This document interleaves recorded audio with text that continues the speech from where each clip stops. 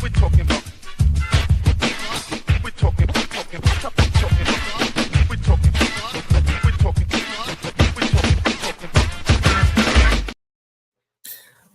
we talking about? That's what's up.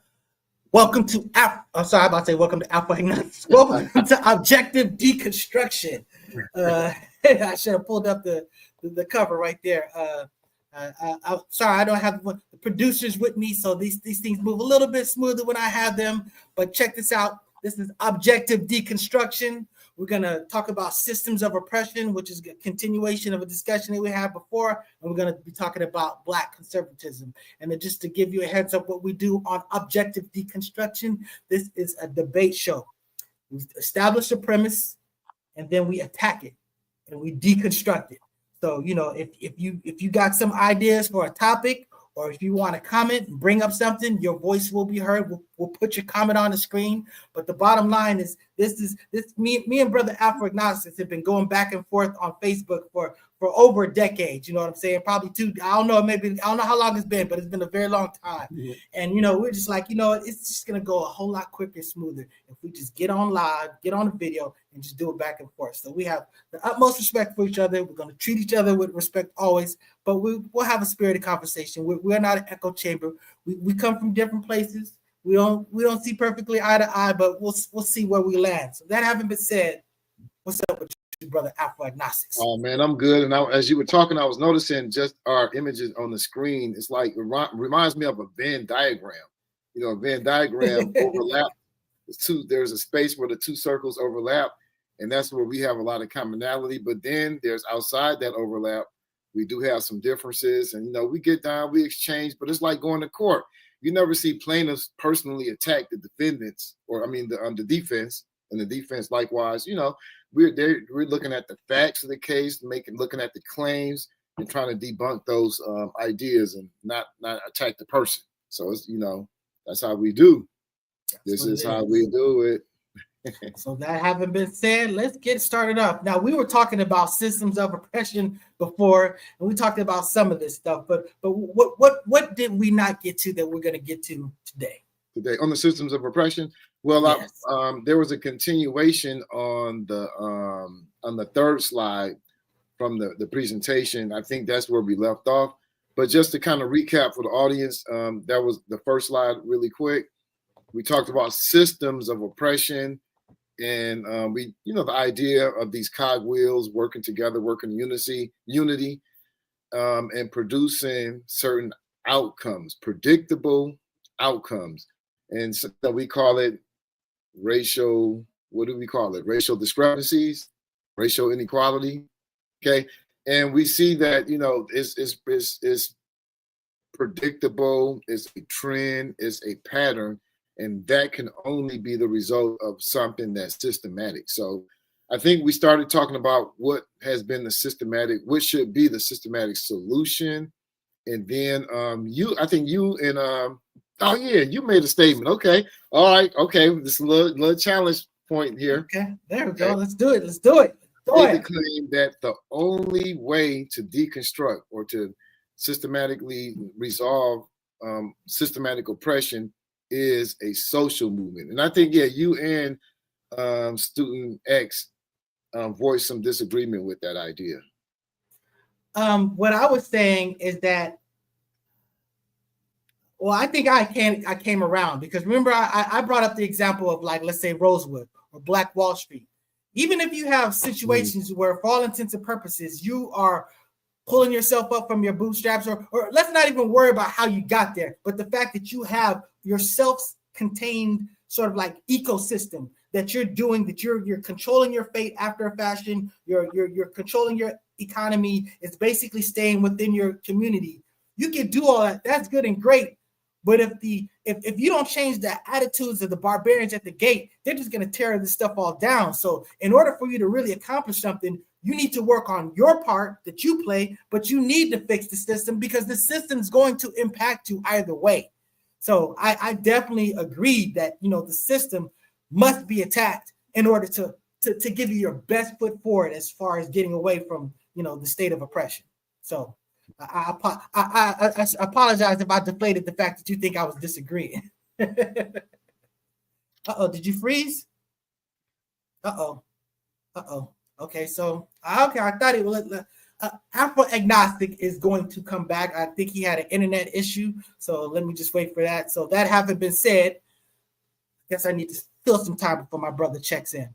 So when we talked about systems of oppression, brother Student X, who we had on the last show, he's a big pull yourself up from your own bootstraps, and I rock with him on that because you have to deal with your own accountability. Someone else can't be your solution, but someone else can be part of your solution. Because if they ain't part of your solution, they're probably part of your problem. That's just how it works. So it's just not an issue of attacking something from the inside. You got to attack something from the outside because it's sort of like pressure. You know what I'm saying? With the water, like, a submarine and stuff like that, you got to decompress or else you're going to get the bends and stuff like that. So here go Afro-agnostic is making its way back. But the bottom line is, that's interesting. I didn't even put, but you kind of brought yourself back into it, the fold. I guess that's interesting. Can you hear me?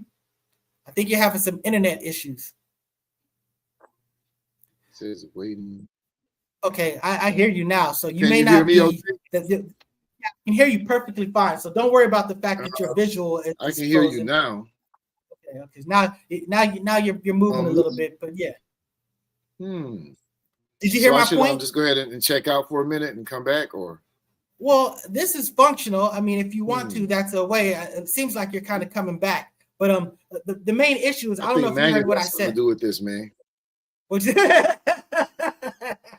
Yep. See, that's what happens, But did you hear what I said about the whole system, the system situation? Can you hear me now? Oh, maybe you do have to check out and check back in. I tell you what, I'm gonna remove you, and just come on back in, brother. But what I was saying about the thing about when you're deep sea diving, you know what I'm saying? You're in the one pressure that you're dealing with in the sub. In order to get out there, then you basically have to there has to be some type of equalization. So my point is that's how it plays with systems of oppression. It's just not enough for you to do for self. I can make a lot of money. I can have my home. I can have my job. I can have my family network. I can have my church. I can have my friends. I can have all that stuff, but I'm still driving around on streets that the government regulates. I'm still dealing with cops that the government regulates. I'm still interacting with people that are outside of what I can control. So that's why you basically, it's not enough to educate you, but you got to educate them. And you got to somehow appeal to their compassion. Because if they don't have compassion, you're not going to get too far. Okay, so that looks pretty good, brother. Afro-agnostic. You look like you're moving very well. Can you hear me? Okay, I can hear you now. I couldn't hear you. You sound like you were dropping some facts. I don't know if the audience could hear you because I couldn't hear you. Maybe it was just me. We got El Pool to the rescue in the case that we need. But yeah, so that having been said, what's happening with you, El Pool? I guess you seen what's going down. Yeah, I'm seeing that Afro had kind of had some difficulties over there, so I was like, let me just get in here. There you go. So I'm in the background for you guys, though. So we appreciate it, brother. We appreciate it. Hey, Pooh, could you hear Nice Guy the whole time? Yeah, you can hear him. Okay. Yes, sir. So that having been said, brother, you're talking about the whole system of oppression, and you were talking about the social, how to cure socially. And I was saying that actually I did agree that fixing what your part is only going to be part of it, because you still are in the environment where that other stuff is. So if you don't do something with the environment, you know what I'm saying, you're going to have those sort of like uneven pressures. You know what I'm saying? I like it unto, a submarine coming up from deep sea diving, and how you have to decompress slowly or else you'll get the bends. So the bottom line is, if you don't have, if the barbarians aren't civilized, they're going to be at the gate and they're going to be a problem. So that's why we can't escape them. We live in the world with them. We need to get them educated, not just us, but we need to get them educated and compassionate after fashion to the extent that they can be. You know what I'm saying? So yeah, and the beauty of social movements is that they do just that. That's what some people kind of forget, or it's not obvious, because for a lot of people they look at like our education happens within the confines of a school wall, and you have to have this and said no. White people were educated during the 50s and the 60s. They were educated on you can't fuck with us no more. You can't do it like you used to do it for all these centuries. That was education. Like, it was nothing for white people to use the N-word or to do, express explicit racism but they learned. They didn't go to school to learn that. They learned that through the movement. The movement forced them to learn to think and respond in a certain way. There's a thing that says, you know, how you contest power. You don't contest power through simply words. You make it impossible for them to do. You know, this is in martial arts. You know, you can stop people generally through two ways: through pain and through mechanically making it not possible for them to do anything anymore. So that's what we did to white people. We made it very financially, you know, they suffered. They had a hard time. They lost privilege. They, you know, so they had to make the adjustments. And that is education, you know. Yeah, so and Fred Hampton, you see what I put up here. You see what I put up here. That's basically what they did. F around and find out. Yeah. And you know, so I'm from the school where, you know, social movements are key in doing so, you know, and you can't have social movements without organizing and you know, and having organizers you know, carry out organizing activities, you know, working together to get things done. And as I pointed out in my other video, Black people, we actually are the best at doing that.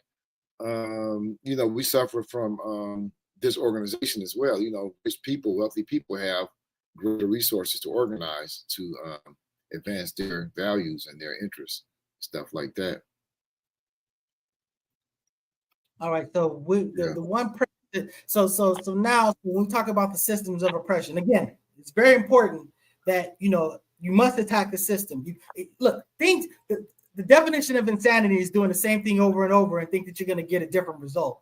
So if something is broke, you have to fix it. It's just not going to fix on itself. So that's, you know, that's fundamentally why you have to address the core problem. So, you know, when we talk about stuff like DEI and things like that, this ain't about making it not fair for this person or whatever. This is the type of stuff about countering, you know, this is about, you know, putting different people in there who are qualified to do something. DEI was never about handouts or putting someone who was not qualified to do something. It was about putting a different perspective, someone who was qualified to do that, and basically build up more than just one segment of the people. So, you know, and the fact that everybody would benefit from that. You know, we understand that crime and poverty doesn't help anybody because basically it turns those that are not suffering into victims. That's just how that plays out.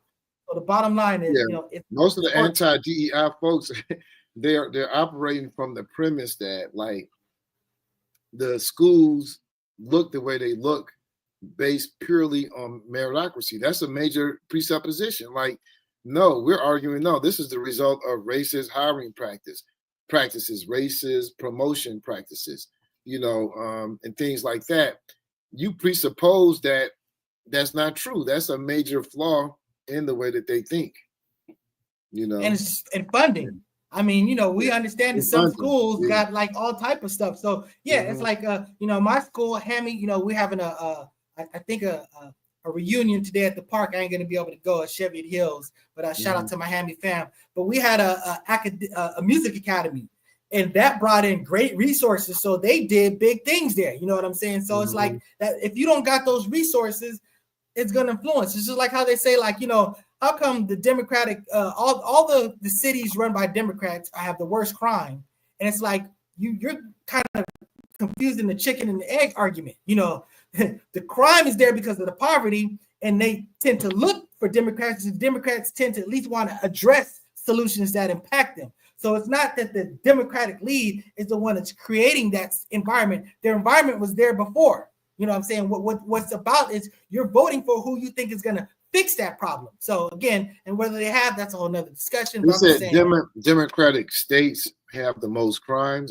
Yes, that's a constant argument. They'll say that when you look at places like Los Angeles, you look at New York, they have big crime. This is the argument. But when you look at some place like, you know, rural back, you know, whatever, some Arkansas or whatever, just all this other stuff, they don't have the crime the big city crime has. But I would say that, look, they don't have the massive numbers on top of each other like inner city has. You know what I'm saying? The inner city has different challenges and different circumstances that create this type of stuff. So then you have I'm not sure if that's even a blue-red state thing. It seems to be more like an urban thing. It is. It's completely that. It's completely that. It's just like when they were complaining about the COVID, because it's like, yes, you guys were spaced out. Maybe you didn't necessarily need the COVID solution to your situation, and that's why it was so impressive to you. But us on top of each other, we absolutely needed it, because in New York, it really happened. People were dying. They were lining up people outside.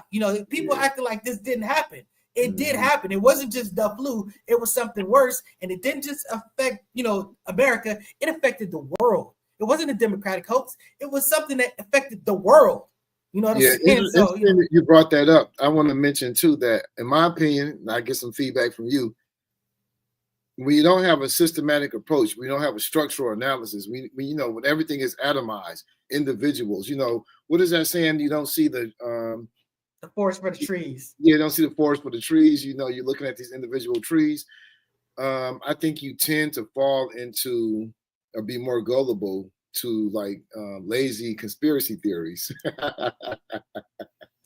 And I see a lot of that coming from, because that's our next subject going on, but I see people who don't take that approach, which I think most conservatives, majority, do not take a systematic approach. And I think for a specific reason we can talk about later, but they don't take a systematic approach. They look at individuals, Black individuals within the Black community, or women within the, I don't know. They take this individualistic, atomized approach, which favors those in power, because it shifts blame from systems and puts it on individuals.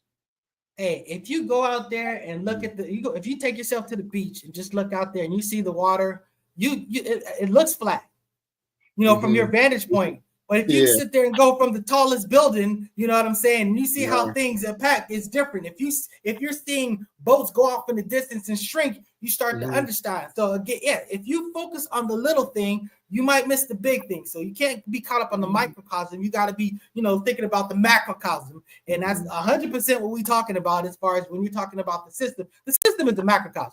Honestly, your individual effort and stuff like that, that's the microcosm.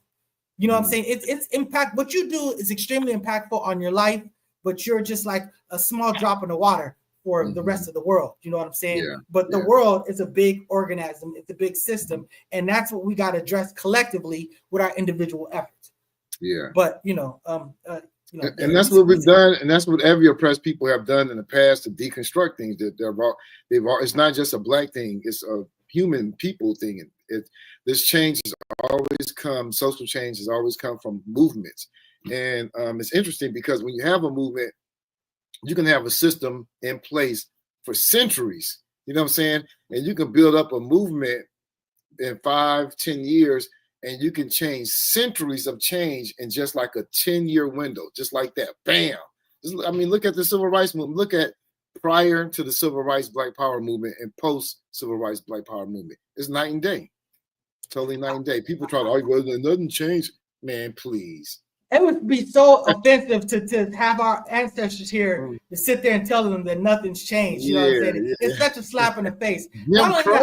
Exactly. They can legally tell you I am not hiring you because you're Black. No, they can literally put on the job on the what do they do, like a job posting, trying to get recruit? It's basically a job posting, but the bottom line is, They can literally say back then, white male, this age. That's literally what they did. So it's night and day compared to today. And when you talk about that, I'll do you another solid. I know there's been pushback about this from some people, but I remember in college, one of my history professors talked about. He said, when you think about human scientific discovery in human beings, that it was when you talk about like Aristotle and Socrates and that movement right over there, and we understand that they learned a lot from the Egyptians and stuff like that, but the Greeks, they got the credit for it. But the bottom line is those people right there, they accomplished a lot scientifically, and then religion just basically stunted that whole movement for about 1,000 years. And then literally the people that, when you get to like Isaac Newton and stuff like that, they literally picked up right where they left off. And the expansion of science from there just so when you think about it, had we not had that sort of like stop, humanity could be 1,000 years down the line, technologically speaking, and stuff like that. So when you talk about this stuff, you're right. People get into these ruts, and these ruts can last for as long as people want to be comfortable. But when people force you to evolve, and that's why it sucks. And I hate to say it. I mean, it's an ugly thing to say, but I always tell people all the time, it's a good thing that we die. It's a good thing that young people come in, and you know what I'm saying? Because but I'm saying it, but young people will not hold on to the things that we hold on to. There's certain things that I grew up with that are just my natural thought process that I intellectually know that's not very good. The youngsters, they've completely evolved beyond that. That's like foreign to them. You know what I'm saying? So I'm saying that in generations, you see that the opportunity for that. Because if we were just sticking around, if we're just able to just hang out and do what we do, we're gonna just keep playing Madden. The next Madden drops, the next 2K drops. We're not gonna do nothing. You know what I'm saying? Comfort. That's very true. The youth are more or less, and that's kind of tied into our next discussion. But the youth are less conservative. As you get older, you do become more conservative. It's just inherent in the biology of age. Just being here. And you appreciate things more, and things are not as black as white as they used to be, just because there's all times. I liken it to like with grandparents, because a lot of parents would be like, wait a second, that's not the parent that raised me. This grandparent is being real nice to this grandkid, but that's the same parent that took you to task like real quick. And there's something about the age just takes that edge off. You know what I'm saying? So it happens. It happens. True that. What you just touched on too about that, how you can have this growth, and then that growth can be impeded by religion or, backwards ideas. But, Neil deGrasse does a good piece on that when he talks about Arab. I guess I won't say Arab.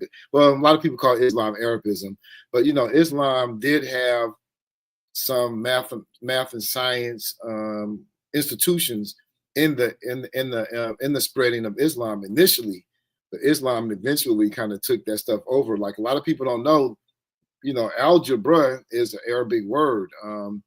The Arabic Hindu system, that's the correct name for what we call, I can't remember, for the decimal system. It's really called the Arabic Hindu numeral system. But anyway, they made a lot of contributions. The scientific method actually comes from Arabs. So, but that progress was stunted by Islam, and you have what you have today. Well, I won't say it would be stunted by Islam. As I would argue that it was stunted by religious zealots that got in the way of it. Because I think that we understand that a lot of the scientists, the original early scientists, a lot of them were believers. Like a lot of this stuff didn't take away that their ability to still, now Neil deGrasse has argued that did progress, that did hold them back a little bit. And that's a fair argument. You know what I'm saying? That's true. But I will argue this. This is a claim. This we on Deconstruct on just on that little point. I think that if you want to be true to the religion, I think it only holds you back if you're true to religion. I think you deviate from the original intent and meaning of the religion when you kind of modernize it and you kind of give another interpretation. But that presumes the religion isn't. That presumes the religion isn't true. If the religion is actually true, then what you may have that's holding you back is a false understanding of it. Well, I just find it impossible that it could be true because it was created in the Bronze Age. Well, again, you weren't there, and based on your studies and based on what everybody's telling you, that's the conclusion that you have. But you don't know that for a fact. It's a rational, reasonable conclusion that you draw, but it's not like looking, up at the sky and seeing the sky.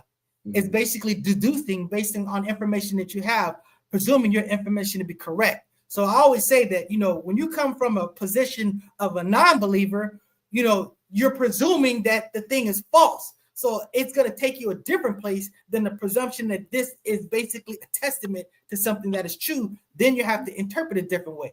I remember one time you and me were debating, and you wasn't happy about when I said this, because you were like, I said when you in law, I made a reference to law because I'm not an attorney. Let me put that out there, but I've been working in law for forever. I probably should have done that, but I didn't do it. Suffice it to say, Okay. you know, when you have all these rules, you know, there's people that case law is happening all the time. There's this case that's going on in California, this case that's going on in Texas. You know, something is a federal case, you know, it's impacting everywhere, even though it's in one location or other. So at all times, people are coming to conclusions that may not perfectly mesh. But when they come up with a law and they think it's reasonable, they say when you have two laws and they seem to conflict, and both of them the law, your burden is to interpret them in a way where they would both be true. So that means that you have to finesse it and interpret it in a way where this principle holds up and this principle holds up. So I'm saying that when they tell you something in the Bible, if you presume that it's to be true, you sit there and go, well, if the scriptures say this and the scriptures say that, and both of these are true, there must be interpretation that doesn't disprove either one of those. So that's just basically that same legal mathematic concept. But if the presumption is that they're both true. If you are saying that, well, they're not true, then you're just playing games. You know what I'm saying? So I get it. But that's why when you're a non-believer and you're a believer, you can never reconcile that. Don't even try. You know what I'm saying? That's why. Okay, so I became a non-believer based on the premise that they were true. You know, I was brought up on that premise. But when that premise didn't hold up, when I challenged that premise, that's when I started to let go of the premise. But we talk about the books, what was written and what was true and stuff like that. But these books were written separately by different people in different places at different times, so they have to be actually kind of judged separately. They're not, the writer, the author is not thinking that this book at a later date is going to be combined with this book and is going to go into a canon, is going to be canonized, and then they're going to pick and fight and throw this book out and keep that one.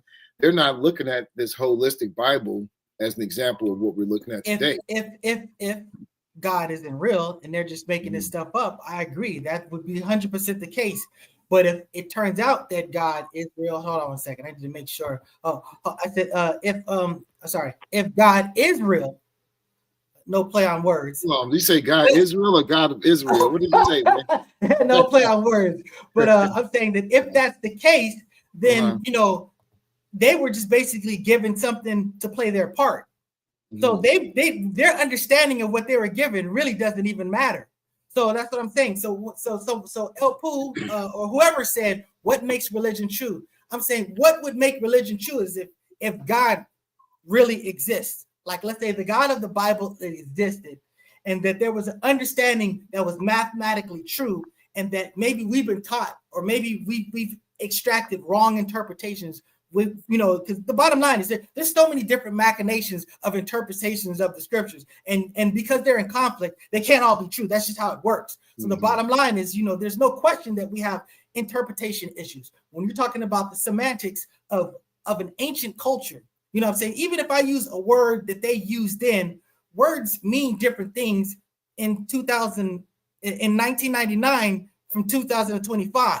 This is where your implication of divine oversight kind of shatters, because you're saying on one hand, God is, the divine hidden hand is working to make people canonize the correct books, but still we got 34,000. I don't presume that. I don't presume that. You presume that. You see, somebody out there does. Wait. But see, that's my point. You presume that that's not part of the game. You presume that this isn't an obstacle course for some objective. You presume that God isn't Miyagi-ing us, and we're waxing floors, and we're painting the fence, and we don't quite figure out, exactly. But that God would be inconsistent with the God of, say, for instance, the Bible or the God of the Quran. Only by your interpretation, my brother. I can only go by what that's right. Dude, you can only go by your interpretation. I'm just saying that I can offer you this ability to make this interpretation. Again, but it's also there's also free choice involved in what you do. So there's a sincerity aspect. So there's a sincerity aspect. There's a due diligence aspect that comes down to the individual. You know what I'm saying? Again, what I don't try to do is get you to understand something you don't understand. And I definitely won't try to get someone to believe something that they don't believe.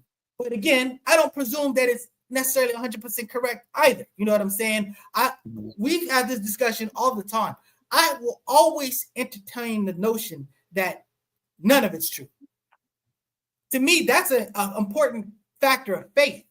Faith, you must accept that you might have it wrong. You accept that something is true, but you should not necessarily be locked into the faith of your interpretation of it. Because the fact of the matter is, like you said, there are so many interpretations of it. The comfort of interpretation is not something that can be relied on. We know that you have the Spanish Inquisition. You know that you have the jihads. You have every type of religious oppression that came out of based on someone's interpretation of something that's not a free path. So that can never be the thing. What you must do is always this.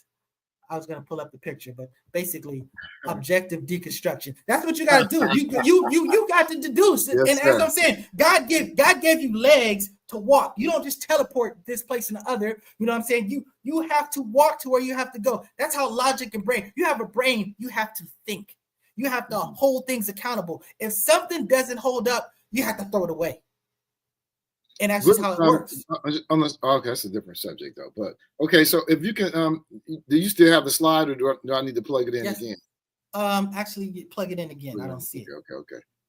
So, yeah, I mean, you definitely not mainstream, mainline in your religious views. You know, definitely outside might even be considered. No, I don't know if I would say fringe, but just. Well, see, that thing about by definition, of course, I would be fringe because I don't hold necessarily a popular interpretation or popular or whatever. So by definition, but it's not fringe in the sense that I'm an offshoot of them. I would argue that they're an offshoot of what I'm from. You know, not necessarily me, because I've only been in existence so long, but I'm just saying that the things that I'm doing are mathematic. So they're basically discernible. These things are eternal. These things exist before me, and I can demonstrate it after a fashion. Again, I always want to distinguish religion from mathematic breakdown. And since I keep using the word religion, and since someone was asking what is the true religion, I always have to give you my definition of religion. And my definition of religion is my definition of religion is if anything that you accept on faith without a direct understanding or observation of how something is a fact, that is a religious position. So if someone that you respect says, hey, this works because of that, and you don't understand why it is, but you just accept it, it's a religious acceptance because you're accepting it based on someone telling you something as opposed to something that you're deducing objectively from the facts. So therefore, and basically that slides right over to basic general religion because you're basically accepting what some preacher tells you. You're accepting what some books tell you without something that you can objectively discern to be 100% to be the truth. So I'm just saying that in science, they're doing these experiments where they're demonstrating that this must be the case. They're the ones that are eliminating stuff and basically deducing things to what remains. But if you're not doing that research and you're just taking their word for it, you're not doing anything more than the dude that's sitting at the church listening to the preacher on Sunday. You know what I'm saying? It's just you're just basically accepting on faith. It's your responsibility to do the diligence and do the work to figure out if you want to basically migrate from a religious position to a scientific position. Okay, man. That's interesting. I can definitely see where I can see the same mechanism at work, or the same faith type of mechanism at work. But I never thought of it that way. For one, you can't, you have to accept things by faith out of necessity. Would you agree to that? 100%. That's why I tell people. That's why I tell people everybody practices religion of a sort. You have faith that the electromagnetism in your body is going to keep your atoms from falling through the atoms on the ground. You take leaps of faith in everything that you do, and it's okay. And in fact, it's practical. That's why it's practical. We at some point you can't just sit there and say, "Is that chair really a chair?" Yeah, you can't be sitting there going, "Is that chair really a chair?" At some point, you just got to sit down on it and move on. So that's what I'm saying. That you got to figure out practicality in all things. But added to that, I wonder where, because my definition generally of religion is, I think I look at religion as a subcategory of the supernatural or supernatural, ideas and concepts and things like that. So that was generally, I'm considering yours is how I filter out religion. I look at, you have the natural world and then you have the supernatural world. And what I mean by that is supernatural persons, place of things like God, a supernatural person, a place like hell, heaven, or or a thing. A thing would be the thing that gets not to interrupt you, my brother, but the thing that gets me when people make that type of argument, and we've had this debate before. Okay. I say I don't even know if I believe in supernatural. I mean, because I always say that, look, natural is something that we define based on our understanding of things. Our understanding of things does change. Before Einstein with his concepts of, relativity and gravity and spatial, the relativity and stuff like that, we had a whole Newtonian sort of concept of gravity and all this stuff like that. My point is that when you talk about quantum physics, you know what I'm saying? We have all these principles that work that imply we can predict things perfectly with that. But once they go to the quantum level, things go to crap.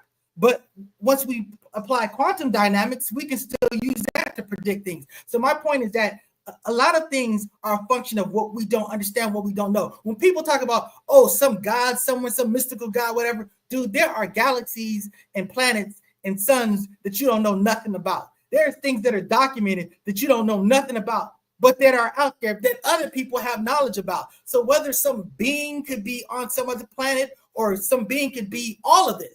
If we're basically just think of a human, when you think about the universe, just think about a human being. You have all of these atoms and biological, byproduct. You're a big macroorganism, but you're full of a bunch of microorganisms. I mean, you're sort of like a whole universe in yourself, in a sense. So, I've definitely heard people argue all this physical stuff that basically, if you say the God's everywhere, by definition, that will be one plausible thing. Again, I'm not the person I don't care about that type of stuff. If I can't prove it to be fact, I'm not occupied with it. It's not even good discussion. I mean, it'll be good discussion because we're on YouTube, you know what I'm saying? But other than that, I don't need to know what God looks like or what none of that stuff. I concern myself is the practical applications of God and the things that impact me on, in real life. You know what I'm saying? So that's what I'm saying. So my position on that is that we have 5 senses: see, taste, touch, hear, and smell. And as far as I can tell, we can only sense what we call the natural world. Those other worlds may be out there, but we can't sense them. We are currently, not saying sometime in the future we may be able to, but right now we cannot. We don't have a connection to those other worlds, and we haven't proven it. We haven't proven it yet. It's not doesn't mean that we can't access. It doesn't mean that we haven't accessed it. It's just like ultraviolet. There was a time where we didn't know anything about ultraviolet and stuff like that. We proved it not by being able to see it, but by the impact that it was having when it wasn't there. So that brings my point. The impact is something that's measurable in the natural world. We can measure electromagnetic waves. They're measured down to the hertz. And these are things you gotta attribute it to the right cause, though, my brother. What do you mean? It's God. No, I'm just kidding. I'm sorry. I'm sorry. I'm just messing with you. No, so yeah, we can we can measure them in terms of waves. We can measure it in terms of particles because it depends on what device you use. But either way, that's what the natural world is the world that we can sense, and therefore we can measure, we can test. These other worlds, they may exist, but we currently are not able to access them. And I don't even know, if they do exist, do they have an impact on the natural world? And if they don't, I'm not concerned about. Yeah, I'm not concerned. Yeah, exactly. You're 100% correct. But religion is all based on these ideas of the supernatural world. Which when you say supernatural, what I mean is that things that are not measurable, that we cannot currently access, or any of that, like God, like let me ask you this. Can I ask you some questions? Natural places. Yeah. Can I ask you some questions? Yes, sir. Okay. Yes, sir. So we all exist, right? Like right now, you and I exist. Rene Descartes, maybe, perhaps. As far as we know, we exist. And something contributed to our existence. There were states before us. Something led to us. At least a process. You know, we talk about our parents and stuff like that, but I'm just talking about humanity. We understand how planets form. We planet all these other things. All this stuff is forming from something. All of the stuff, the energy that it takes to sustain everything. The sun is constantly burning. It's not going to burn out for a very, very long time. This energy is coming from somewhere. You know what I'm saying? Yeah. So I don't think it's supernatural to say whatever it is that's the source of all that is we're just going to put this label on. It's just an X. Because that's what they did when they discovered dark matter. They didn't really know what it was, but they're saying that there's something that's whatever, so we're just going to call it dark matter. We're just giving it a label, but we're understanding that there has to be something that accounts for this. When you call it God, I mean, that comes with like a lot of baggage and stuff. I think some of the SBNR people, the ignorant people, not religious people, yeah, they say the universe, but then sometimes when you scrutinize them, like, what do you mean by the universe? Then they fall back on the supernatural definition of God in place of the universe. So it's kind of confusing. I would just say, man, we're ignorant, and right now this is what we know. We know about the natural world, and we're just really finding out in terms of human history, human beings. You know, Homo sapiens. We've been on Earth for like 5 million years, and we didn't know shit.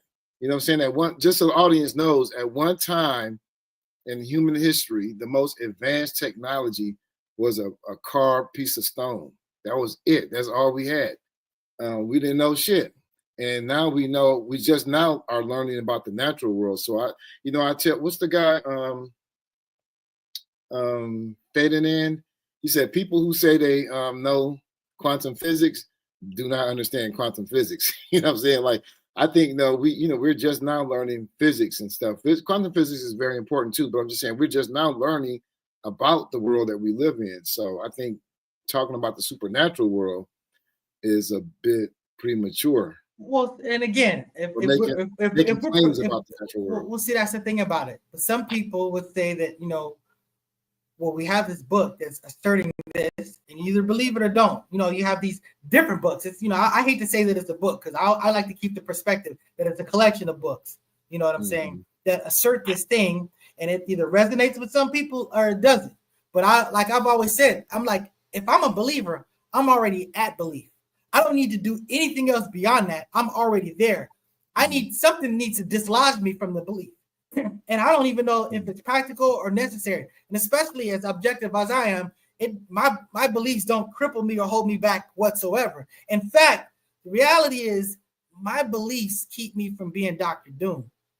So, you know what I'm saying? Just that's just the real reality of it. And, and I understand I have real problems that I can't see, but you can't see. I mean, you can do that. Like, for example, I'm colorblind.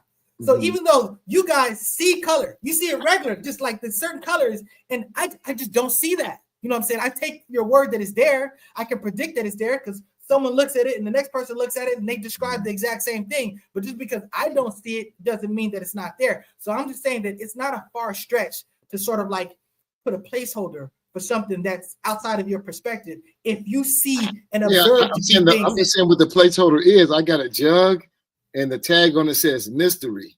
I don't know. Again, and that's why I said. They're saying Yahweh. They're saying Allah. They're saying Master Prophet Muhammad. Again, and my point is that at the end of the day, you're already at a believer status. You know what I'm saying? If you're a believer, you don't believe or whatever. So you function from that way, and that's why I'm just saying, as a non-believer and a believer, you really can't reconcile that. What you can reconcile stuff is that you can objectively, deconstruct, that you can agree on. And that's why I say that, look, we got our differences. We need to stop trying to homogenize ourselves and try to come together on our differences. We need to come together on our similarities. If we've already accepted this to be true, we can progress this point now. We don't have to sit there and keep kicking this cactus and not get nowhere, kicking against the pricks. We can literally progress this point. So that's always say that, look, we can compartmentalize that and, keep that whatever, like Malcolm X. Look, do your religious stuff at home. Let's do the American unity, African unity, work. Let's do, because this is what impacts everybody. Let's do the work with the people. That's basically where I'm at. And how closely they are religious and atheistic people, or theistic and atheistic people are more close than what we think, because theistic people generally believe in one religion. So they reject 99.99 all the religions out there except for one. So the atheists just really just go one step further. And I believe that nice guy is like, I think nice guy, hey y'all, I predict in less than a year, maybe 2, nice guy is gonna come over to the dark side. Yeah, see, and that's the thing about it. And I always say this, this is always funny to me. I was like, atheists think I'm an atheist. And believers might think feel like I'm a believer, but there are believers that think I'm an atheist, and there are atheists that think I'm a believer. I'm just saying, but it's all over the place, because the reality is I will interact with you on our commonality. I'm not going to necessarily share everything because I understand why it can't be reconciled. So you know what I'm saying? So those are the type of things. But yes, you're right. The difference between me is I have faith. There are certain things that I believe to be true, and in a walk, you're probably not watching, but we butt heads on this all the time. I'm not a person of many beliefs. I probably got less than 5 beliefs. You know what I'm saying? Everything else is a working theory that I'm willing to discard at a heartbeat. You know what I'm saying? It's a working theory that's only working while it's working. Once it stops working, that theory gets tossed. I don't try to predict what I can't control. I only try to influence what I can control, and I try to understand what's within my means and grasp to understand. I'm just not interested in anything else. So therefore, when I talk about, like religion and stuff like that, when you talked about social, you said I pushed back on a social thing. What I really pushed back is I said, you want to save everybody, and I don't. Yeah. I said you care about the world, and I've already accepted that the world is going to fail. So I'm not terribly motivated. I'm not terribly focused on the world as a whole. I do think there are successes for us in pockets, and I try to reach those pockets. I'm trying to reach a few people. When Student X brought up that comment about, he said, what's our solution? What's our solution? And my mind is, who's we? We're not going to agree. There ain't no solution for us. The solution for you is to do what you need to do and push through this limited amount of time that you have to have the impact that you can. That's what you can do as an individual. To me, I can work with people that think like me, or I can butt my heads with people that fight me all the time. And I tend not to waste a little bit of time that I got left on that, because this is the real reality. There's less people in the world older than me than there are, younger than me. You know what I'm saying? I'm saying that there's more people. I'm saying that most people in the world are younger than me. They're not older than me. I am beyond that age. There's less time for me. You know what I'm saying? There's far less time for me than there was. So I'm just saying that I understand that. And it's just like, at some point, you just got to dig in and do what you can for yours, the people that you love, the people that will work with you. You can have those wins. Those are the wins that you should try. These other people, you just can't save everybody. Like I said, I'm Team Thanos. Of course, Thanos was arbitrary. Nah, I need some selective, halving of the world. But I would think, even, and I think we should kind of go into the because we did put Black conservative in the thing, so we should say a little bit on it. But I'm down with the same thing. But I just think that we have to organize. If you want to totally Thanos in this world, we have to work towards it or catalyze it. Thanos was just half. Was just half. Ultron was all over. Ultron's not a bad idea either. Get rid of this world. I want to bring in a new world. So definitely. And then it's kind of like people talking about saving the earth. I always say it's a joke. It ain't the earth. You saving your ass. The earth has been around for 5 billion years. That's going to happen to the earth. Yeah. But most of that time, it was not habitable. You know what I'm saying? But it may go back to being inhabitable again, and that may be a good thing. But you ain't getting the earth is not. You ain't saving the earth. Earth is not going nowhere. Your ass is saving going somewhere. us. Yeah, exactly. And not just us. you know, our responsibilities to the other living creatures that, you know, I feel that we do have some responsibilities too. Okay. So, I want to attack. Let's go, man. That's a religious note. Okay, let's go. Okay, let's go. Let's do it. Let's do it. Say what you got to say and let's talk Black about conservative. Oh, you want to? No, whatever you want to talk about, I'm willing to talk about. Well, I think we should, if you can bring up the slide, I think sure. We just kind of go through them really quick. We get to the Black conservative and you can't. I don't know if you can see the ticker on this. We're already 50 minutes in, brother. We can go longer if you want. So however you want to do this. So I'm just saying that, you know. Yeah. If you can go, maybe just kind of click through the slides really quick. Okay, so there's a systems of oppression part. Then is going to the Black conservative. Oh, it's Black right there. That's the first one. Yeah. Okay. So just talking about it real quick. This is audience. I'm just scratching the surface. You know, it's not like heavy depth to this. But what does it mean to conserve? I'm you know, for me, you know, the French Revolution. You know, the French Revolution and I guess you can say the people in the first and second estate started to challenge the notion of nobility, the king's rights, and all of that stuff. So it ended up in a situation where you had these assemblies and people who supported, like, you know, modifying the king's rule or, you know, giving some liberals to the people. That group sat on the left side, and the other group sat that wanted to keep things as they were, maintain the king's traditional power. They sat on the right side. Status quo. They're one of the mainstay status quo. So it just kind of reminds me of that. When you talk about conservatives, like, what is it? You know, what are they conserving? What, you know, for whom? What's being preserved in politics? So that question, you know, always comes up for me when Black conservatives say, where Black people say they're conservatives. Like, what are you trying to conserve? You know, and the status quo, is that what you're trying to conserve? What comes up for you, nice guy? Well, see, this is kind of an interesting concept because when I deal with the hoteps, and I hate when I use that word because it is a pejorative term. I think it applies. But it applies, yeah. But it's just that, you know, when they talk about, you know, preserving something, when they talk about, you know, a child should grow up with, you know, both parents, I think there's an argument there that you're basically saying, look, you can have one asset or you can have two assets. You can have a strong asset or you can have a weak asset. So when you're talking about conserving, some things that we have is when you talk about a nuclear family, you have a family that works together. You know, they don't necessarily have to be a male and a female. I understand how that would, you know, fit into, you know, like let's say a hotep argument and stuff like that. But the bottom line is when you have multiple money earners, when you have multiple influencers, you know, positive influencers, you know what I'm saying? I think you basically give yourself a greater chance of success. So there's something to be said about having a strong home. You know, there were times when, you know, people could buy a house. You know, just like you become an adult, you go, you know, you work and maybe in a few years you go buy a house. I mean, that's just not really on the table for most people.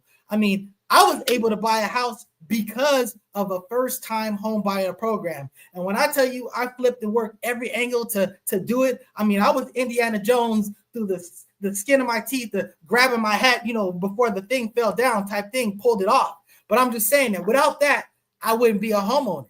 And I'm just saying that, you know, when you talk about conserving some things, getting back to a place where, you know, people could support, they can live off the money that they worked off of. They, you know, obviously there's things to be torn down and to start up, you know what I'm saying? But I'm one of those people that I get it. Jesus makes the same argument. He says, look, you don't put new cloth in the old cloth or else the ripple will just be worse. But, you know, I remember debating this about Haiti. You know, Haiti got like a hard reset. They just said, F y'all, we'll just do this. We're going to control all the blah, blah, blah, all the stuff. And they only progressed so far. Whereas like we went through all the terrible things that we went through. We went through the civil rights movement. And there are powerful Black people of influence. There are rich Black people that can do something. I'm not saying that they can control and do stuff like the white people can, but I'm just saying that Oprah and Tyler Perry can make things happen after a fashion. They can do things that you and I can't do. You know what I'm saying? And they can just do it without like whatever. You know what I'm saying? So my point is that there's something to be said about fixing something that's broken as opposed to just throwing it all away and starting all over. So I'm gonna give you the floor. Definitely. I see you write notes. Oh yeah, Yeah, a few things you said. I think the thing with a lot of conservatives, not all, but a lot of conservatives, is that they have this real static view of history, of institutions, the present. They, it's almost like a fairy tale. When the fairy tales ends, they live happily forever and ever.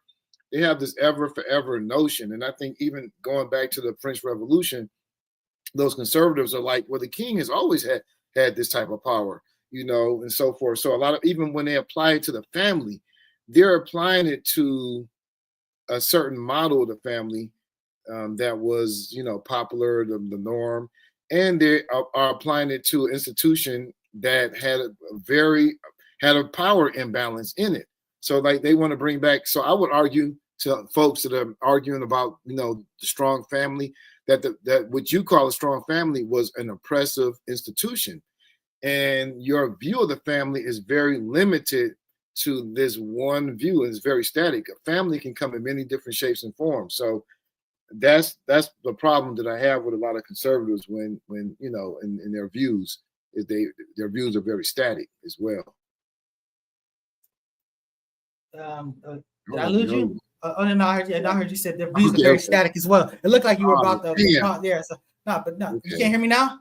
I can hear you. I can. Yeah, I heard you perfectly fine. You said their views are static, and was that it, or was you still? No, I was just trying. I was married. I can go on and on, but no, I'm just saying because I didn't want to jump. I don't want to. What I didn't want to do is step on the toes. My thing is that the thing about static. I'm just saying that I think that there's some things that are positive. So that's why you would say that they're static. I'm saying that there's probably some useful things. We talked about taking the baton and going further. When I talked about science, there's something to be said about not reinventing the wheel. Because if you already accept the wheel that's already created, now you can build something even greater than just the wheel. You know what I'm saying? As opposed to just getting to the wheel. So I'm just saying that I think that in conserving some of these things, maybe there are some things to protect, but I agree. I think it's an absolutely feasible argument. Like, look, we presume this structure is the structure to have, and this is the best structure. The reality is, if you had one parent that was very compassionate and very rich, you wouldn't need anything in. You know what I'm saying? If you had one parent that was very compassionate, just very capable to get you what you needed, you wouldn't need anything. You know what I'm saying? We have people that are raising these children, and honestly, they aren't fit to raise themselves. So it's like, no wonder that these kids turn out how they turn out. I mean, look, my mother is an awesome mother, and I feel like my mother is a very sharp, very, very loving, very, you know what I'm saying? She understands, like, I can only give you so much, so I'm gonna give you everything that I got, but then I'm gonna step out of the way and let you get what I can't give you. You see what I'm saying? And sometimes what people do is they really kind of hold you back. And I'm like, look, this thing can only take you so far. You need to pass the baton on the thing that can take you further. So I'm just saying that, some of these parents, they need help. They don't have it to raise their children. They don't have it. You know what I'm saying? So that's why if we were a community, you could create, after school programs or whatever, something where the bottom line is some of them, not just babysit them, but can basically give them what you can. Because when we're talking about homeschooling, hey, Mr. Floyd X, shout out to you and your wife for doing what you did. Not everybody's capable of homeschooling. That's just the reality. Are you did homeschooling? Yeah. He homeschooled his wife homeschooled his two kids. You know what I'm saying? They're great kids. They turned out fine. And I've always said that, look, K-12, like K-12. He didn't need to speak on that, but I think so. I got the impression that, I don't know. They had, somehow you have to get into college, but I don't know. Suffice it to say, I just know he did it for a very long time, for real. And they had a tough curriculum. They really did that, but they went and learned it. Not everybody's capable. You could try to learn something, and some people really don't have the sophistication to pull it off. And those are not the people that should be teaching you something that they don't understand. You know what I'm saying? So that's why, you're in that. You're. Go ahead. Yeah, and the thing, and if you're really properly homeschooling kids, you would outsource. There's nothing wrong with outsourcing. You're still homeschooling them, but you're outsourcing because you can't be. I have a credential in a specific subject area, and I'm kind of outside the area. I'm not as good as somebody who has a background in that in a different subject. I'm single subject. So yes, there's limits to what you can, especially, that works better when you're in the lower grade levels and things like that. But as things, get more, things get complex. complicated. Yeah, I'm not teaching the trig, that's out of my realm, I can teach pre-algebra, yeah. But and my big benefit, I always told my daughter, I said, look, I'm gonna make sure that you learn what you need to learn. I said, but the reason why you're in public school, and she was public school for the most part, I said, because I want you to learn how to deal with the people that you're going to have to deal with for the rest of your life. I want you to have social interactions. It's not going to be all gravy. It's not going to be whatever. But one thing you ain't got to worry about is you ain't got to worry about no bullies. If a bully comes to you stupid, trust me, I'm going to go over there and I'm going to make that situation go away. I ain't going to say too much on this live, but I'm just telling you, I was going to make that situation go away. Yeah. I mean, that's, because, you don't want I felt like I sheltered, I don't want to shelter my kids because my kids were pretty much, until they got to high school, they were in a sheltered environment. They in a black, what do you call it? Afrocentric. Like a charter school? It was a charter school? It was a private school? Patriarchal. I forgot. Yeah. They were in an Afrocentric school. It was private and everything. Yeah. So it was a very small community. I actually taught there before as well. Their mother taught there. It's kind of an enclosed environment. And they kind of, they had some feedback, criticism as they got older that I wasn't privy. I didn't know. I was like, damn, I didn't know. That's how y'all felt. Okay. And, but, they went to high school, but my intentions were to put them in public school for the same reason you did with your daughter. But they kept, once they reached 5th grade, they created a 6th grade, then they created a 7th, and they kind of kept going. And so that's how they ended up staying in there. Yeah. So, but so the next thing was, can you go to the next slide? Because I meant to have the slides here, but okay. So this is interesting though. I'm not saying this is the only commonality because I want to talk about the commonality that Black conservatives have in common, in my opinion. I want to get your feedback on it. But one thing that's noticeable is that, and I want to ask you, why do you think that this is? I have my theory why, but I want to just hear yours. If you look at a lot of these conservatives, like Candace Owens, she's going to testify in the Congress with like this no edges, dry weave, they don't conform to the hair trends in Black culture. Like Herschel Walker, like Thomas Sowell, like he never had a haircut before.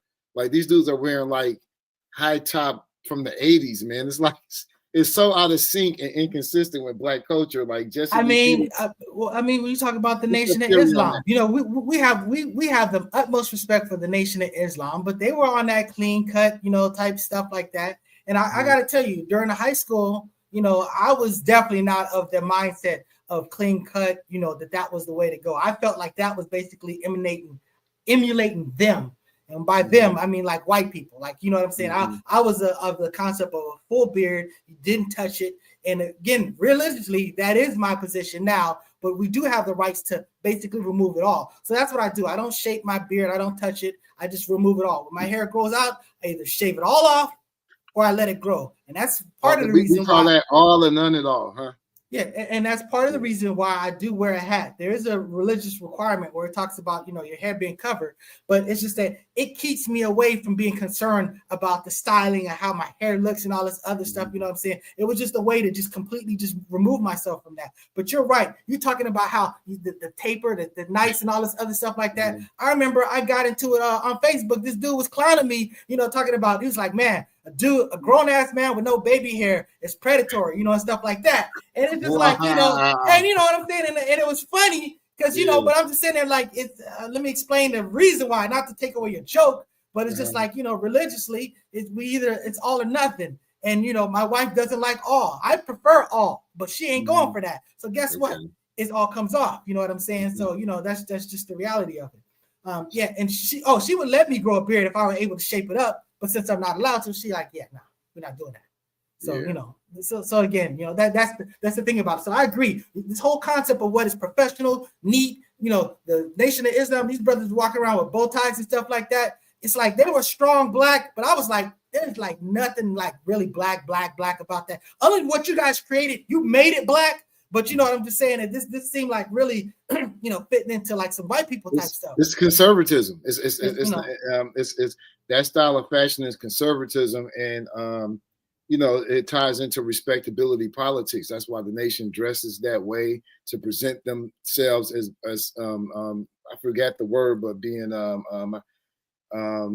it ties into the Protestant ethic. I'm punctual, I'm on time, blah blah blah. Kind of like how the military does, Yeah, they repurposed it after a fashion that I'm going to concede that they've made it black, but I definitely wasn't black. I don't think it was original black, like black us without them. But don't you think it interesting, how a lot of conservatives do not wear popular hairstyles or fashions? You rarely see them with like locks or things like that. And I think part of it is that I think Black conservatives by and large suffer from internalized racism. And I think you could actually measure that on IET test, implicit bias test. And I think they're trying to, in their attempts to get away from themselves, they're getting more, more adjacent to white people. And just on the surface, you can see that in their hairstyles, because hair is very political. Keep in mind that at one time you could be fired for having an afro. The queen, the homecoming queen at Howard University, HBCU, her crown was actually taken away for just wearing an afro. It was a very militant hairstyle. It was associated with Black power, and it was seen largely as a threat by white people. I bet you Thomas Sowell and all of them during that time, they was not rocking afros. You know what I'm saying? So I mean, the conking and all that stuff. Just think about the things that we would do to be like them.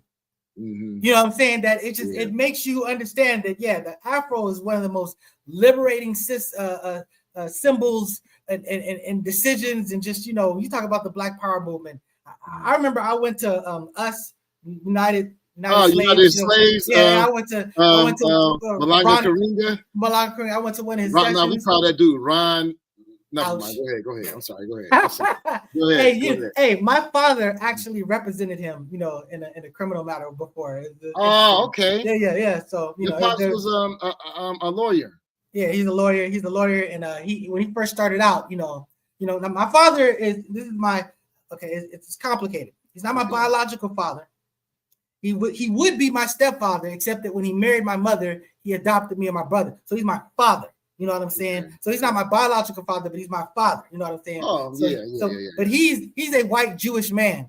Okay. But he grew up a liberal, and he's got like an afro. Like, he's one of those, he's one of those white dudes that wouldn't pass for a white dude. You know what I'm saying? That they'd be like, you're not Anglo or whatever, you know what I'm saying, like that, because he's got all those features. But my point is that he represented them for something, and I'm saying that's the interesting connection. But back to this thing, I went to a session one, it was like church, you know what I'm saying? So the bottom line is they had a session, and I went there, and I remember the sisters were rocking afros, and this is like the 90s, mid 90s, you know what I'm saying? And I mean, she looked good in that afro, and I was thinking like, wow, you know what I'm saying? That's a nice look, you know what I'm saying? But it just kind of blew my mind. And just to let you know, literally, that session that we were at, the big debate they were having, they were debating the fact that Martin Lawrence was letting down Black people because he was dressing up like a woman playing Shanae and the mother, and how, that was like the whole session about. And I remember going, wow. Now I got to step in and say that he actually wasn't saying this. He was actually saying that. No, that was the fallback. That wasn't the argument. Was something else that they were accusing him of that wasn't the truth. And then his fallback, well, he's disrespecting a Black man because he dresses up like a woman. That's how it came back to. So I messed up that story. But my point is that that's when I saw a woman, a sister, rocking a straight fro in the 90s, and it was dope. It was flying. It was dope. So yeah. Because they did make a comeback in the 90s, the fro.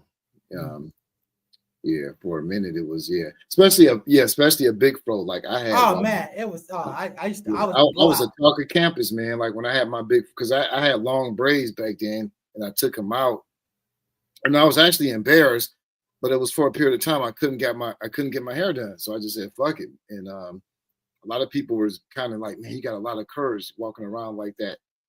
Next thing I know, maybe about a year or so, Snoop, coming out with the fro, rolling down the street, smoking in. So he was back popular again, having a big unkempt fro, So yeah. But yeah, so the conservatives, so they I think they try to get as far away from things that are trendy because their goal, I don't know, was because they view black as somehow not sufficient or not inadequate. They want to be more white in their appearance and in their political takes and interpretation, where they stand outside of the black consensus. Because that's all they've seen. That's all they've seen. I said that's all they've seen. All the TV shows that they watch, all the whatever. You know what I'm saying? Everything has basically been. They live in an environment that was completely created by somebody else. Mm-hmm. And that somebody else was the norm. They didn't have to tell you that it was white. They just basically put it out there. This is the norm. So you try to emulate the norm. It's not even necessarily an issue of basically you not trying to be whatever. You know what I'm saying? This is what it is. So that's why, culturally, you really have to step outside of that. I always tell people like, look, I grew up how I grew up, and I'm not apologizing for it. It's just what it is. So I still look out of those eyeballs. But intellectually, that's what distinguishes us from wild animals, is that we can sit there and go, despite my instincts to do this, I can think about it and do that. And I'm just saying that there are things that I don't necessarily like just because of how I grew up, but intellectually I go, no, that's beautiful. And I need to recalibrate where I'm coming from. Because, and I know that I've talked about that, Mr. Footex. We need to recalibrate our concept of beauty. We need to recalibrate our concept of culture, our whole base, our what we consider as normal. They not like us. We can't be trying to be like them. But they're okay. It's okay for them to be them. If they want to be Sydney Sweeney and have great genes, that's okay too. But we gotta be okay with our stuff as well. So sound like you saying we should celebrate diversity. It sounds like that's what you're saying. Instead of, humanity should celebrate diversity. I don't know if I believe that we need to celebrate the other person as much as we need to celebrate ourselves, because what I don't want us to do is start hating ourselves. There's something about embracing, there's something about liking something that somebody else has that you don't have that makes you look bad back on what you have. So again, as a collective, we do need to embrace. What I mean is like DEI, because DEI is in a sense is a celebration of diversity. It's not saying that we need to be homogenized. Everyone needs to be assimilated into one. This needs to be said. This needs to be said. I'm gonna say this. I remember in sort of like the thick of my hip hop youth. Me and Brick Walls. We had our group. We were doing our music. We were like in the thick of it. Give me a little time for just a little. Range. Okay, so we formed a group. I want to say I feel like I have a tape that says 80 copyright 87.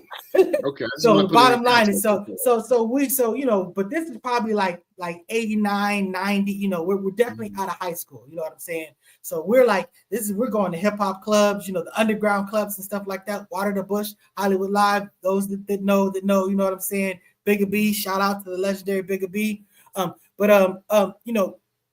We were about our culture. We were extremely Afrocentric.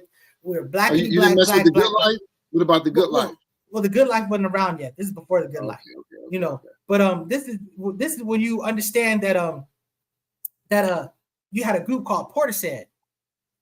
Now some people call it Portishead, some people call it Portishead, but this was a white group. This was a European group. You know what I'm saying? But they were a hip hop group.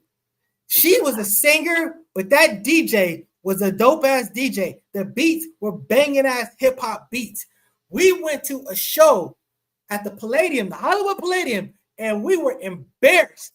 We were like, yo, these white people are really making us look bad. How they're representing harder than some of us are in their shows. and what they're doing musically wise, just the Yeah. samples that they were doing, the outside the boxness. You know what I'm saying? Mhm. You know, black people, and I definitely ain't about to go on no black diss and diatribe, but you know, hip hop was a situation when we were in early hip hop, we were looping, and we were pretty much looping like one bars, like the whole thing. You know what I'm saying? Where it's like, you know, usually like in traditional music, not just white music, they'll go like they'll be in one key and then they go up a key after like, you know, like a 4 set, and they'll go down a key and come back and eat. So there's this fluctuation. Whereas hip hop in the early days, it was strictly that one thing. But they were doing all type of stuff. They weren't just screaming the whole time during a song. They might be like singing like this, and then they you know, all this range of emotion and stuff like that. Yeah. So it's like we embrace the diversity of white music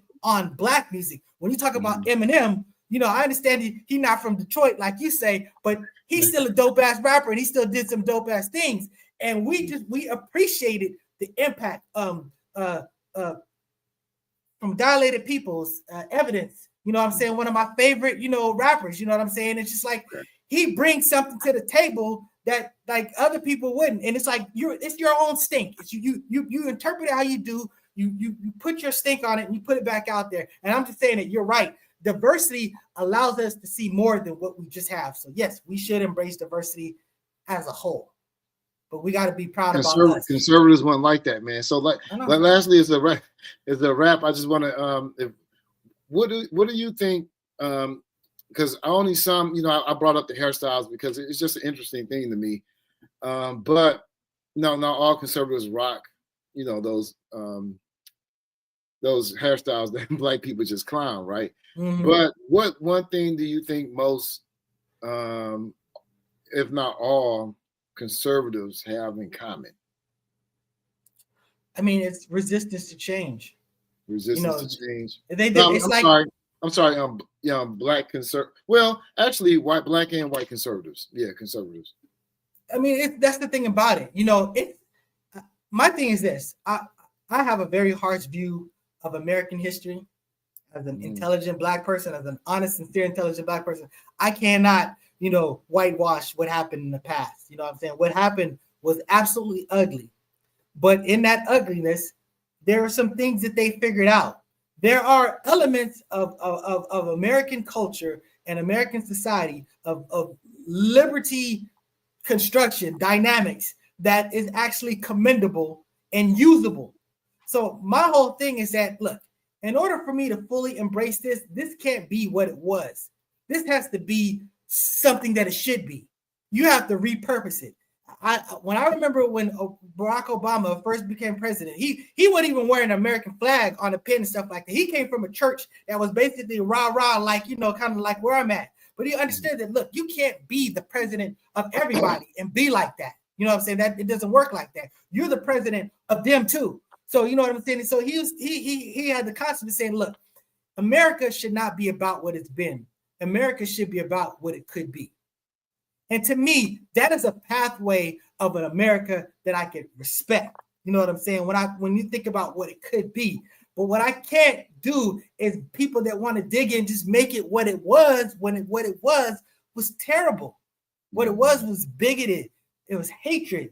It was, you know, it was oppressive. I mean, you know, when we talk about the people that were murdered just getting here, I mean, you know, in the Middle Passage, I know that a lot of the Hoteps want to rewrite history and say that we were always here and all this other stuff. I mean, that's disrespect to, you know, the people that were taken and brought over here. Not to mention the fact that you're saying that we had a great society here and we just lost it, as opposed to them taking kids and basically don't have no concept or culture, having people that whatever, and basically taking them and forcing them, not giving something and making them comply. That's how you conquer a people, when you're just conquering them by little hold. You're saying that our whole stronghold was in place and they just overtook us. That's weakness to me. Yeah, absolutely. And piggybacking, you said what you said earlier. They want to, I can't remember what you said. You went into that, but I can't. So the one thing they have, and we can talk about this later because it's a larger discussion when we maybe do another objective deconstruction, is just all across the board. The one issue that I find all conservatives attached to is capitalism. They're really strong proponents of capitalism. They really don't seem to capitulate on that at all. They don't have a good criticism, a good critique of capitalism. Wait. Would you say that the Nation of Islam are Black conservatives? Yes. Would you say that they're about capitalism? Absolutely. And they have no the Nation of Islam has never criticized capitalism. Criticizing something, and that's not. I'm saying that capitalism doesn't seem the model that they're running. That's what I'm saying. I'm not saying that they criticize it. I'm saying that they seem somewhat socialistic by culture. I mean, as far as taking care of each other and all this other stuff, and just community and all of this stuff. I mean, in the beginning, when the nation, Malcolm didn't own that. You basically, the nation is the one that owned the real estate, and the people were just kind of like living it and stuff like. Well, they changed that. That was a dispute that was legally resolved in the 70s. I can't remember exactly, but it was the Muhammad family. It was actually ownership. So, and that's the thing with they literally the type of society they want is a theocracy. But it's also based on the principles of capitalism. They operate off of profit. They don't have any criticism of capitalism as a system of oppression. From my perspective, capitalism is a system of oppression. And they don't have that in their, the Nation of Islam is basically, again, Booker T. Washington with a religious cloak. To me, they definitely each one teach one, schools and all this other stuff. I mean, are they charging That's their political philosophy there, but their economic philosophy, I'm just saying, like, they don't align themselves with socialism or communism. They don't support that effort. Now, all Black people. They were friends. What was Libya? What was Libya before Gaddafi fell? What would you describe that? Was that a capitalist or was that? Oh no, he was socialist. He was explicitly the Green Book. I mean, their friends, their international friends were socialist institutions. The institution that they criticized all the time was a capitalist institution. Yeah, that was. I don't know if I can put that on them. That was one. I don't. There's. That. I don't know how that. I don't know the origin of that relationship, but I know Gaddafi. Gaddafi could really care less. I mean, there was an Islamic connection necessarily. And then there was a constituency of Black secular organizations, political organizations that were working. They went to Tripoli. I can't remember if I'm mispronouncing it right, the capital city, and they worked with Gaddafi. Gaddafi did work in the spirit of Pan-Africanism. And I think, he reached out to the nation and gave them money. I think, $5 million or something like that. He definitely, yeah. But he also was giving money to Jeff Ford. And what's homeboy? Maybe not Jeff Ford, but Jeff Ford. Folks don't know Jeff Ford is the counterpart to what's homeboy? You mean like Chicago? David Duke or something? No, but I'm saying, yeah, but I'm saying it from Chicago, from the gangland. You're talking about you're talking about the drug lord, the one you're talking about? Yeah, but he's a political prisoner. I consider him a political prisoner. Larry Hoover. Jeff Ford was from the other side, So I mean, Gaddafi also, thanks, Pooh, was giving money to Jeff Ford. That's why Jeff Ford got locked up. Yeah. So. I mean, and again, we understand that sometimes I'm not saying that Gaddafi didn't have genuine interest, but we know that you tend to finance people of like interest. Or because Russia was trying to, they wanted Trump because they knew Trump was stupid. They knew Trump would cause division, and they felt, that was a strategy that they used. But I'm saying going back to the Nation of Islam, now the Nation of Islam is definitely, they prize capitalism. They sell those final calls. You buy them total. And if you don't sell them, I don't know. I don't. Okay, I'm saying it's Booker T. They're definitely Booker T. They're 100% Booker T. But again, Booker T was pro-capitalist, big time. He worked with the capitalists. Well, I'm saying Booker T when I say Booker T, I'm just saying you're pulling yourself up from your own bootstraps. You know what I'm saying? Leaning into that. That's when I say Booker T, that's what I'm talking about. But I mean, to me, again, I can't speak for the nation. It'd be great if the Student X was here, or Floyd X they're not active members, but they were active members before to really address. Because I'm just saying that I see a lot of principles in that I would describe as socialist. Because even America, spoiler alert, this is not a capitalist system. This is not a capitalist system.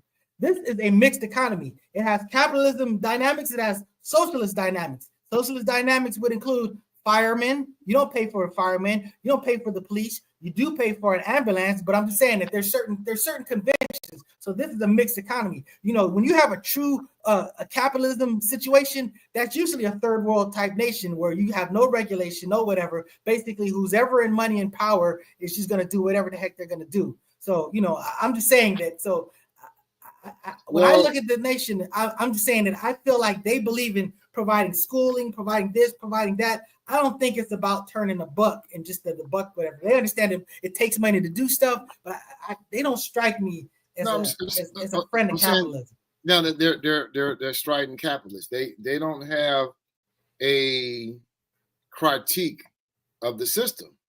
They just accept it as is. They, you know, and that's what makes them conservative.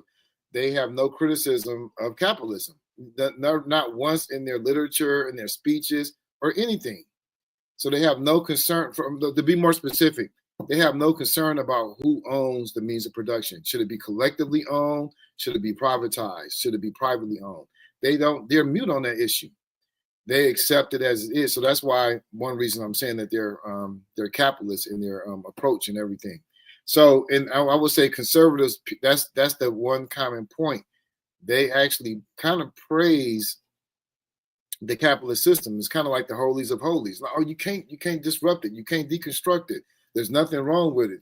If you have high unemployment and you have poverty and you have these issues, it's something wrong with those individuals.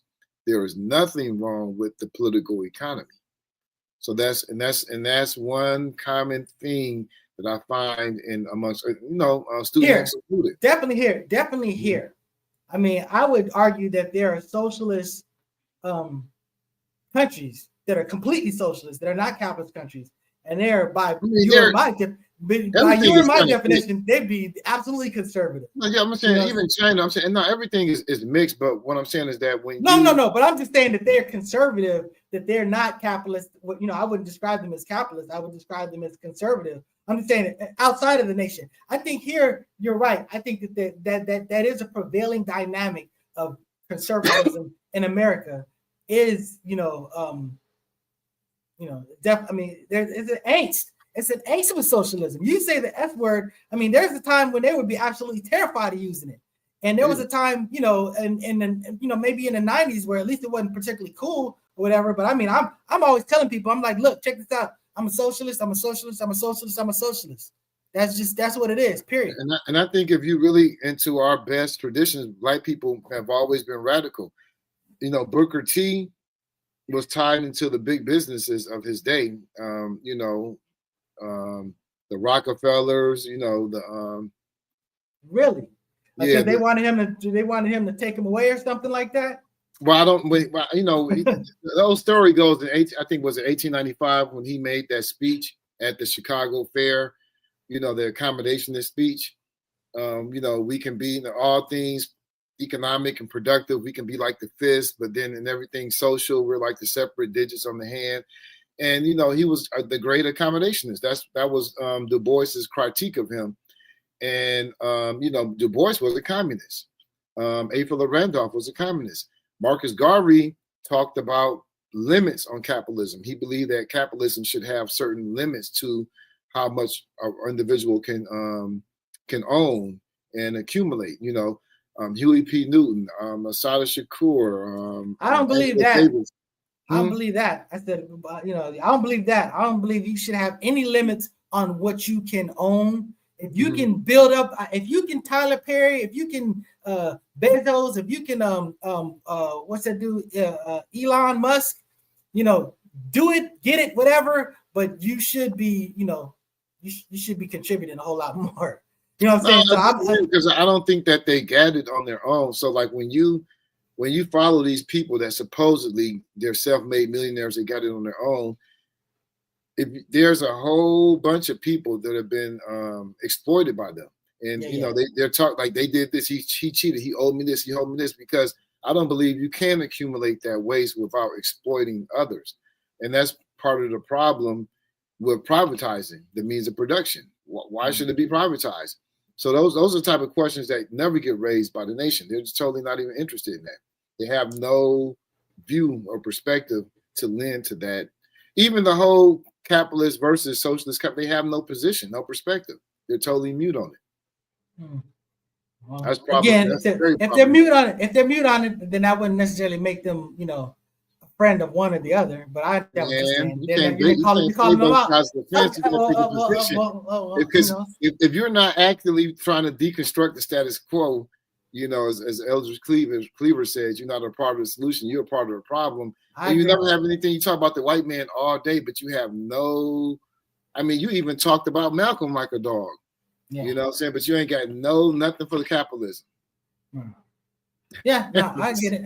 Again, I'm not in the business of criticizing the Nation of Islam, but everybody just, whatever criticism anybody deserves, they deserve it. And I ain't gonna run from the truth. I'm gonna keep it 100. I'm gonna keep it buck, and I'm gonna tell you. So there's no question about it. I have some issues about that, and I can't wait till we do this show. There's gonna be extremely controversial show somewhere down the line. We've been flirting with it, but we're gonna do a show. Who killed Malcolm X? And it is not going to be nice. It's not going to be nice, but it's going to be a great show. It's interesting though, just as a prelude to that show, is how revered Farrakhan is as representing a Black leader, but this cloak of Malcolm somehow gets dismissed. It's just amazing. Like, if Betty Shabazz was still here, they reached the truth, right?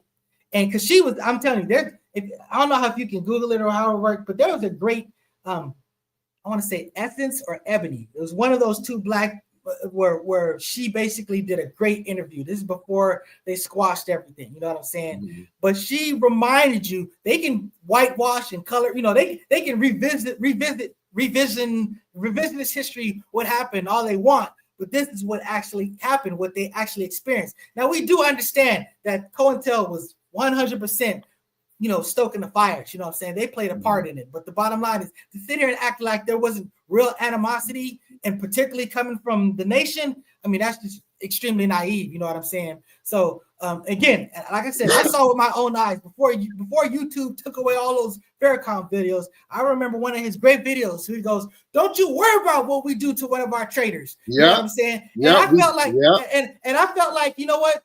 That's a legitimate position to take. That's a conflict of interest for me, but that's a legitimate argument to make, and that proves that there was that hostility. You know what I'm saying? And again, he said the whole reason I suspect, and not to be going too long into this, but one of the main reasons why they truced is because you got to remember, Farrakhan was still had whatever took he had on Malcolm X. You know what I'm saying? They were tied to the hip. They were brother and brother. They were Anakin and Obi-Wan before Anakin flipped. You know what I'm saying? And that's why they would look at it. They would be like, "Hey, Farrakhan was Obi-Wan."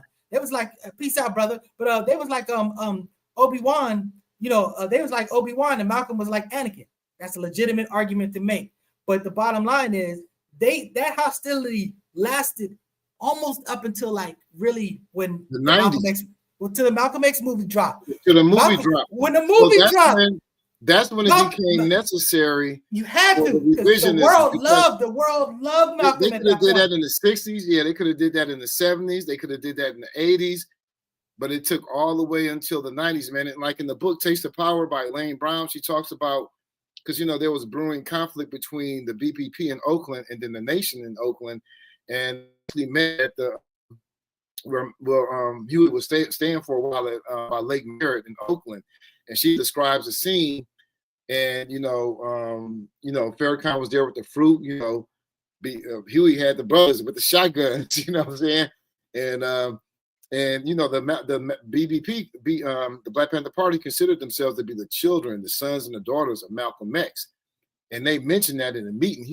She said at the mere mention of the uttering of the words Malcolm X, the FOI flexed like this, waiting for the call for Farrakhan, and he was like, but and then the BPP, they clacked their things, and Farrakhan told the brothers like, calm down, cool.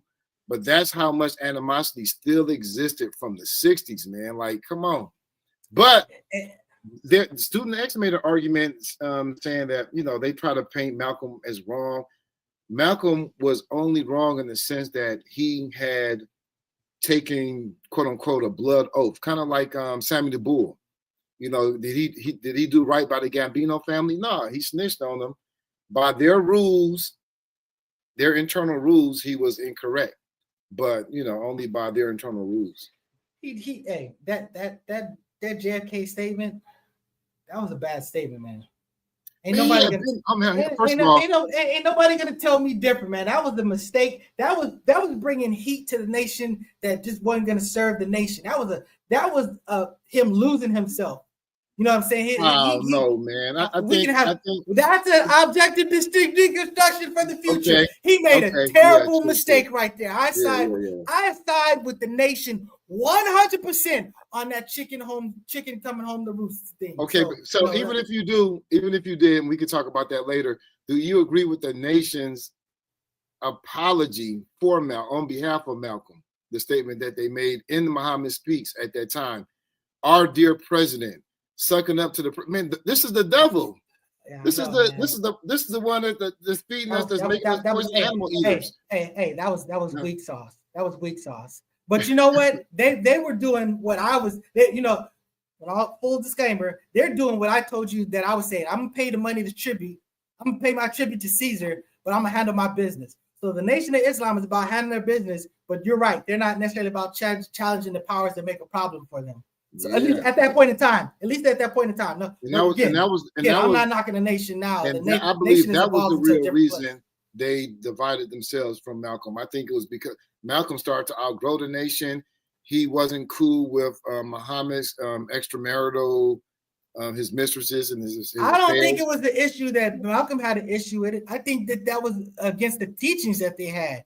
And I've always said that they shouldn't have had those teachings. Those teachings were a byproduct of them emulating white, a traditional American type stuff instead of bracing more ancient,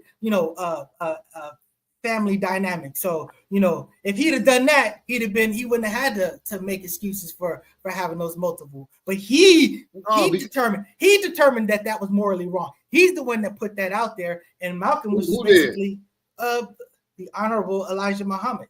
He was the one that said that you can't do that, and then he did it. That was the problem.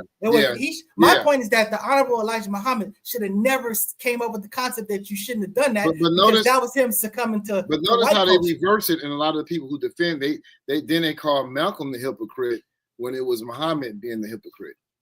We'll save this for that show. We'll save it. I'm not saying not. Okay. I'm saying we'll save that for that show. But I mean, I do want to say that what happened was when everything got really bad between Betty Shabazz and when it really boiled over and Louis Farrakhan, Honorable Minister Louis Farrakhan, and hold on, why do they? I get it. It's a respect thing. It's a respect. Hey, it's like a Tribe Called Quest. You got to say the whole thing. Anyways, so I'm just saying. So check this out. So my point is that one of her children tried to kill Farrakhan. Yeah. And basically was going to go to jail or whatever. And I think that was when they basically came together and they broke it, and it was got squashed. And at the end of the day, all I'm going to do is I'm going to champion the fact that they broke it and where the nation got to. I'm not going to deny where it was, and we're going to have that discussion about who killed Malcolm and stuff. Because check this out, spoiler alert: one of the dudes that did it, his ass went to jail, and you know exactly who he is, and you know where he's from. You know what I'm saying? But still, and that having been said, we can probably tie this show up. Is there anything else you want to say, Pardon? Oh man, just the audience check out Agnostics, the play space where we challenge supernatural beliefs, pseudoscience, and mythology in the Black community, coming with a new episode on the myth of the myth of personal responsibility. Man. Great stuff. Yeah. So that's right. Afro Agnostic on TikTok, on YouTube, on what else? IG as well, Instagram. That's right. That's what's up. So yeah, check it out. That having been said, brother, as always, man, I appreciate you. Great discussion, you know what I'm saying? And we opened up some other discussions during the course of the discussion, so we'll come back and revisit some of those things. But that having been said, my brother, like, subscribe, share, check out the Focus Up, check out Afro Agnostic, check out Spin That Back, check out Being Politics, check out Sex Talk Will Walk when it walks. Peace. Peace.